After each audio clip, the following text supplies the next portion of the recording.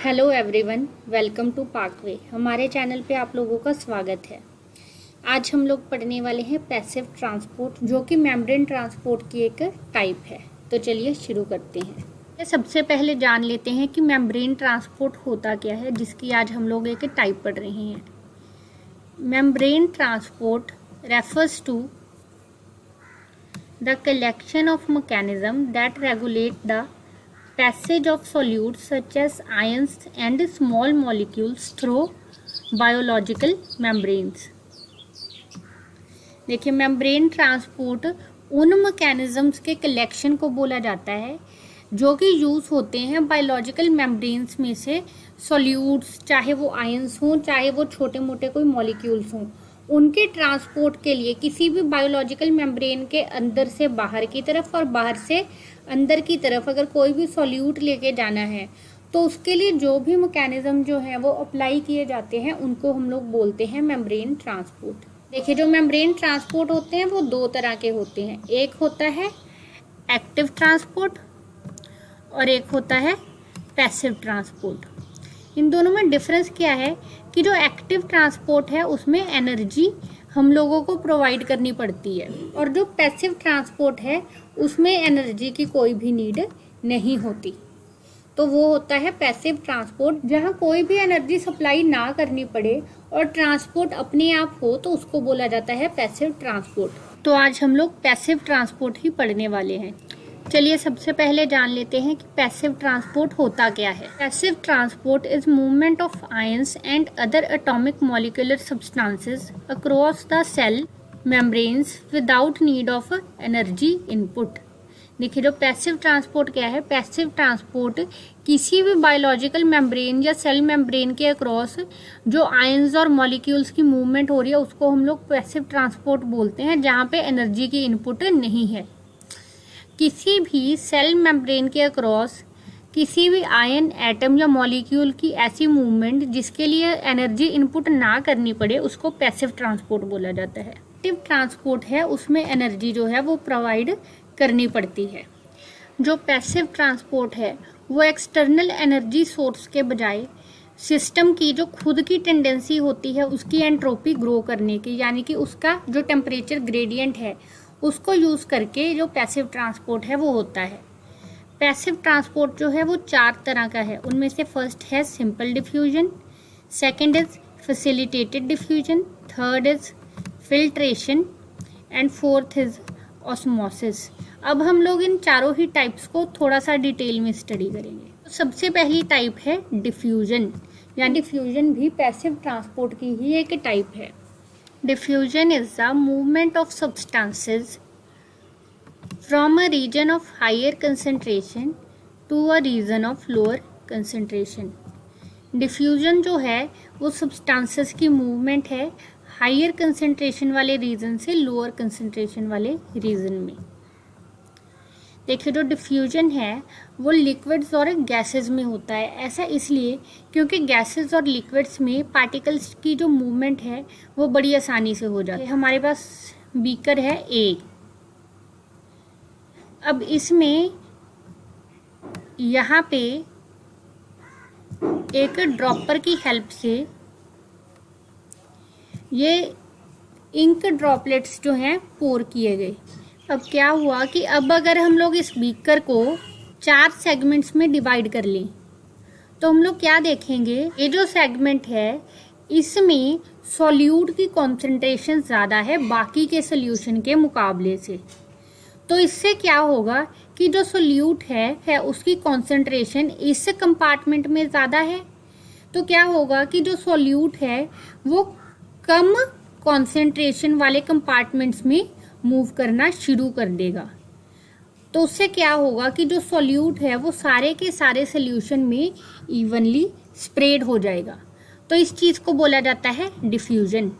इसमें क्या हुआ, सॉल्यूट की मूवमेंट हुई हायर कंसंट्रेशन से लोअर कंसंट्रेशन की तरफ, तो इस चीज़ को बोला जाता है diffusion. The difference in the concentration of two areas is termed as concentration gradient। and the process of diffusion continues until this gradient neutralizes।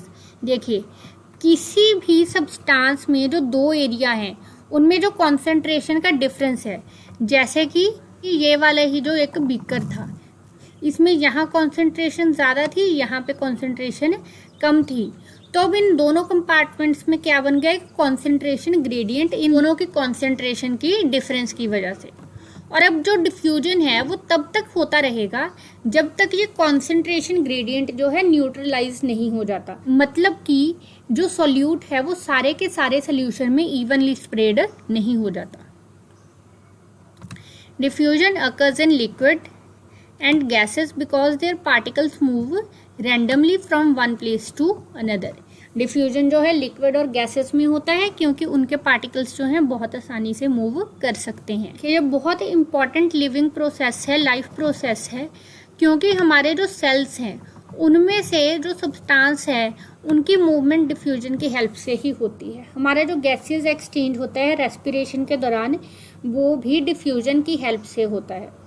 तो ये था diffusion, first type of passive transport. Next है facilitated diffusion. Facilitated diffusion है ये ions और molecules की movement है across a specific trans membrane integral protein. देखिए अगर आप लोगों ने हमारी प्लाज्मा मेम्ब्रेन वाली जो वीडियो है वो देखी हो तो उसमें हम लोगों ने बताया था कि जो प्लाज्मा मेम्ब्रेन होती है उसमें प्रोटीन्स लगे होते हैं जिनको हम लोग चैनल प्रोटीन बोलते हैं। अब ये जो चैनल प्रोटीन है ये प्लाज्मा मेम्ब्रेन के एक साइड से दूसरी साइड पूरी तरह से एक्सटेंड हुए हैं। तो इन चैनल प्रोटीन्स में टनल बनी होती हैं। इन टनल्स के थ्रू जो मॉलिक्यूल्स का ट्रांसपोर्ट होता है उसको बोला जाता है facilitated diffusion. The molecules which are large and insoluble require a carrier substance for their transportation through plasma membrane। अब जो मॉलिक्यूल्स जो हैं वो साइज में बहुत ज़्यादा लार्ज होते हैं या इनसॉल्युबल होते हैं, उनको एक कैरियर सब्सटेंस की ज़रूरत होती है। तो वो जो कैरियर सब्सटेंस है वो उनको मिलता है चैनल प्रोटीन्स में। तो इस तरह से चैनल प्रोटीन्स के थ्रू जो डिफ्यूजन होता है उसको बोला जाता है फैसिलिटेटेड डिफ्यूजन। इस तरह के डिफ्यूजन में भी कोई एनर्जी नहीं लगती। Glucose transporter, ion channels, aquaporins, ये सब जो हैं फैसिलिटेटेड डिफ्यूजन की ही एग्जांपल हैं। Cell membrane is permeable only to a few molecules that are smaller in size and non polar.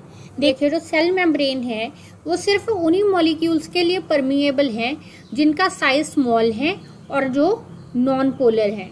तो इस तरह से जो फैसिलिटेटेड डिफ्यूजन है उस जगह पे काम आता है जहाँ पे हमारे मॉलिक्यूल्स या तो पोलर होते हैं या साइज में बहुत ज़्यादा बड़े होते हैं। तो ये थी फैसिलिटेटेड डिफ्यूजन। अब नेक्स्ट टाइप है फिल्ट्रेशन। फिल्ट्रेशन देखते हैं क्या होता है। Filtration is the process of separating solids from liquid and gases. देखिए लिक्विड्स और गैसेस में से सॉलिड्स को सेपरेट करने के प्रोसेस को बोला जाता है filtration. The selective absorption of nutrient in the body is an example of filtration. Body में जो न्यूट्रिएंट्स हैं वो नीड के अकॉर्डिंग अब्सॉर्ब होते हैं, तो वो भी एक फिल्ट्रेशन की एग्जांपल है। इस प्रोसेस में कोई भी एनर्जी कंज्यूम नहीं होती। हमारी किडनीज में जो बोमेन्स कैप्सूल होते हैं उनमें जो ब्लड की रीअब्जॉर्प्शन होती है वो भी फिल्ट्रेशन की ही एक एग्जांपल है। The blood is filtered by the glomerulus and the necessary molecules are reabsorbed. जो ग्लोमेरुलस है यानी कि बोमेन कैप्सूल है वो ब्लड को फिल्टर करता है और जितने भी जरूरी और यूजफुल न्यूट्रिएंट्स होते हैं, मॉलिक्यूल्स होते हैं, उनको फिर से अब्जॉर्ब कर लेता है। देखिए जो फिल्ट्रेशन का प्रोसेस है वो सिर्फ और सिर्फ उन मॉलिक्यूल्स के लिए है जो कि सॉल्यूबल हों।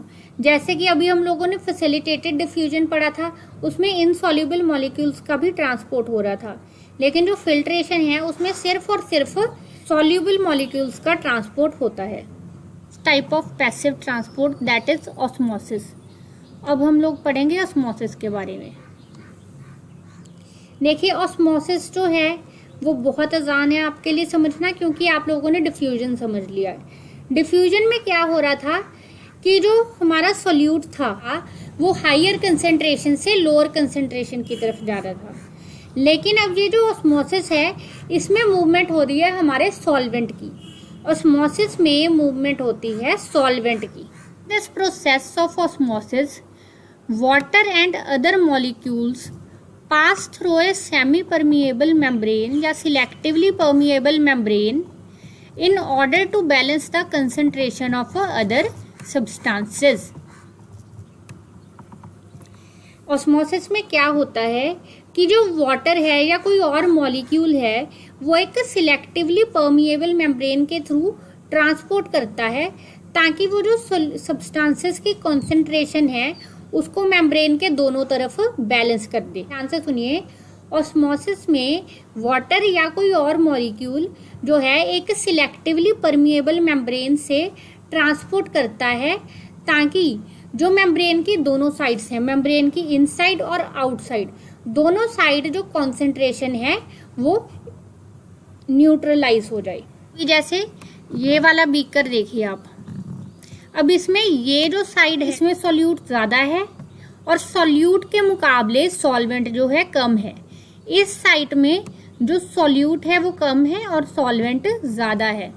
तो अब क्या होगा कि ये जो वाटर है, मान लीजिए वाटर में ही हम लोगों ने शुगर डिसॉल्व की है, तो क्या होगा जो वाटर की मूवमेंट है वो इस तरफ बीकर के इस तरफ से इस तरफ होनी शुरू हो जाएगी ताकि दोनों ही तरफ जो सोल्यूशन है सेम कॉन्सेंट्रेशन का हो।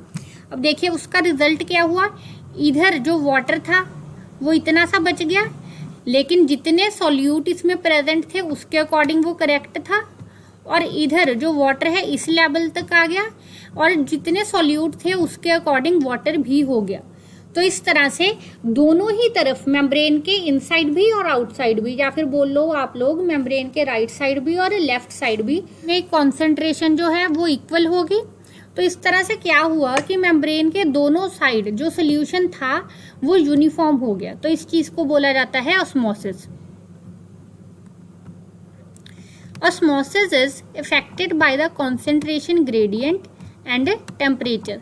जो ऑस्मोसिस है वो कॉन्सेंट्रेशन ग्रेडियंट और टेम्परेचर के ऊपर डिपेंड करता है। Is the concentration gradient the faster is the rate of osmosis. देखिए कॉन्सेंट्रेशन ग्रेडियंट क्या था कि एक सोल्यूशन के जो दो फेजेस हैं उनमें कॉन्सेंट्रेशन का जो डिफरेंस है, सोल्यूट की कॉन्सेंट्रेशन का जो डिफरेंस है उसको हम लोग कॉन्सेंट्रेशन ग्रेडियंट बोल देते हैं। तो अब जितना कॉन्सेंट्रेशन ग्रेडियंट ज्यादा होगा उतना ही ऑस्मोसिस का रेट भी जो है वो फास्टर होगा, और जितना टेम्परेचर ज्यादा होगा उतना ही ज्यादा ऑस्मोसिस फास्टर होगा। तो आज के लिए बस इतना ही। अगर आपको ये वीडियो अच्छी लगी हो तो इस वीडियो को लाइक करें, शेयर करें और हमारे चैनल पाकवे को सब्सक्राइब जरूर करें।